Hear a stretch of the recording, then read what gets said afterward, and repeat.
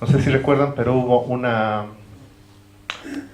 cumbre llamada Cumbre Sembrando Bolivia, ¿no? Donde se debatió mucho, se discutió mucho. Y uno de los temas que estaba pasando desapercibido fue el de los transgénicos, ¿no? Había una muy bien organizada campaña para hacer que el presidente de un plumazo pueda aprobar el ingreso de transgénicos, ¿no? Con la presión de la agroindustria. Y en ese debate el compañero Machaca lideró, junto con otros compañeros, lideró la resistencia a esa posición, llamando al respeto a lo que ya se había avanzado con la ley de la revolución productiva, con las leyes de la madre tierra.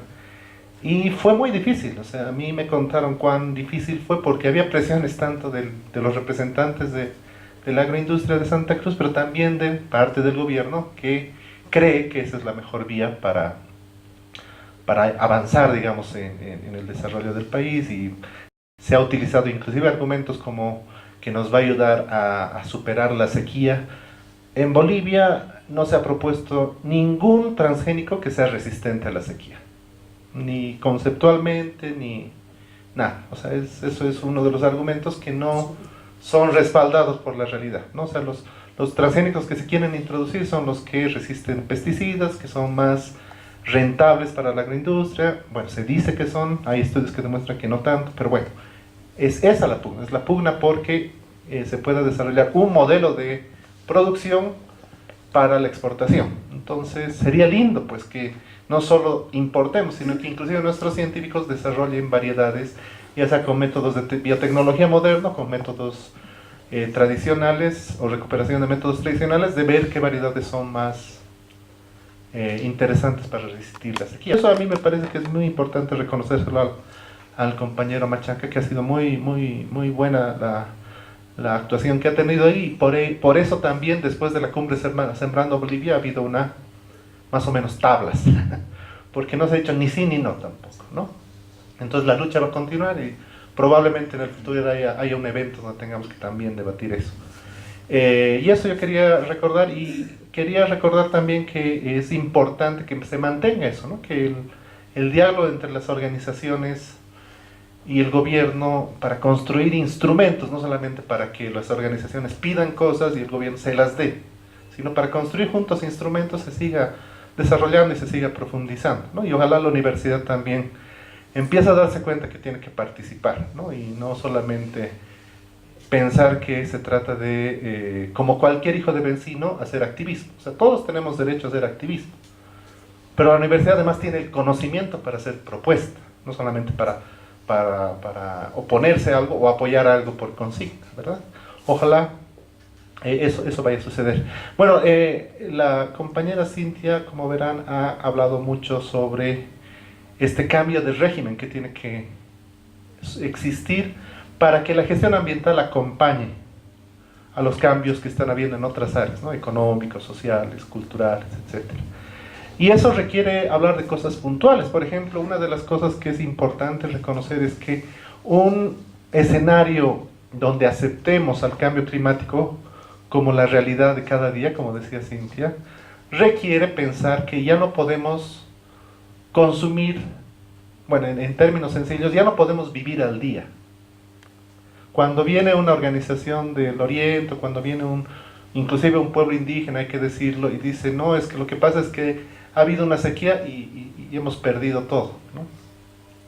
Eso solo se puede uno dar el lujo cuando realmente es un evento único, fuerza mayor, como se llama, ¿no? Pero cuando es un evento recurrente ya tenemos que aprender a vivir con eso.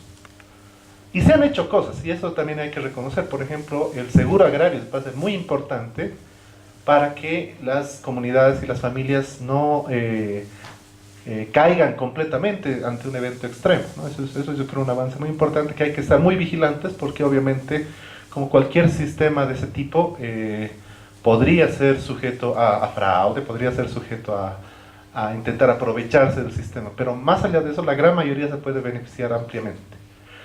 Otra cosa que no se habla, que está en la misma relación de aprender a vivir con el cambio climático, es que ya no podemos comer al día.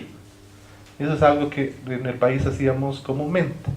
Y más bien el Estado ha hecho avances, tal vez no pensando en el cambio climático, sino más que todo para controlar precios, por ejemplo. Pero ustedes saben que ahora, como nunca antes tenemos reservas estratégicas de ciertos alimentos, gracias a EMAP, ¿no? A la empresa de apoyo a la producción de alimentos. Gracias a esas reservas estratégicas que tendrían que ir creciendo y que tienen que estar pensadas en función a la incertidumbre que nos trae el cambio climático, si un día pasa algo muy grave, como lo que está sucediendo con el maíz, ¿no?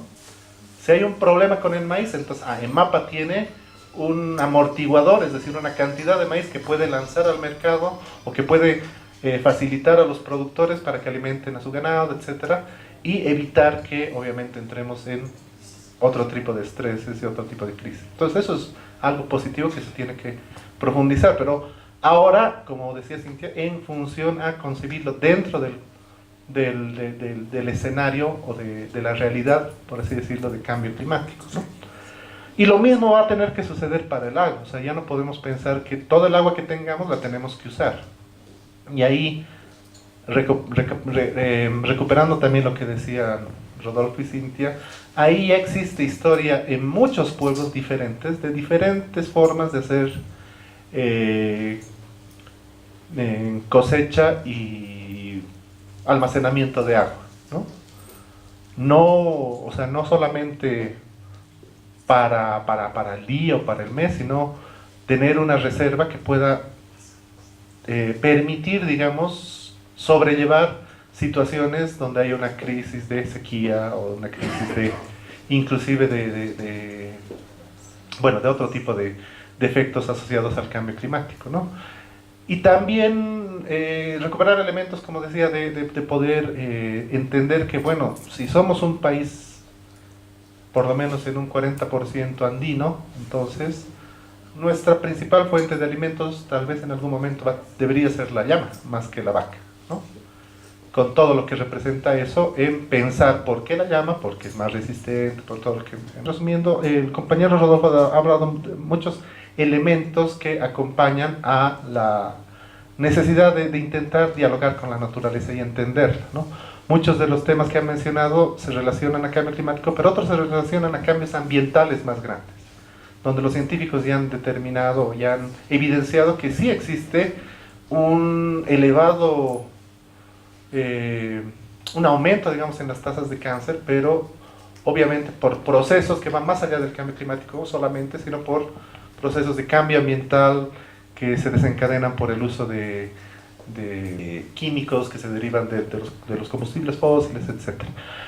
Bueno, y en todo caso es importante que estos dos elementos, es decir, el Estado y la sociedad a través de los movimientos sociales, puedan impulsar el tema para que la sequía sea algo que pueda atacarse de manera transversal.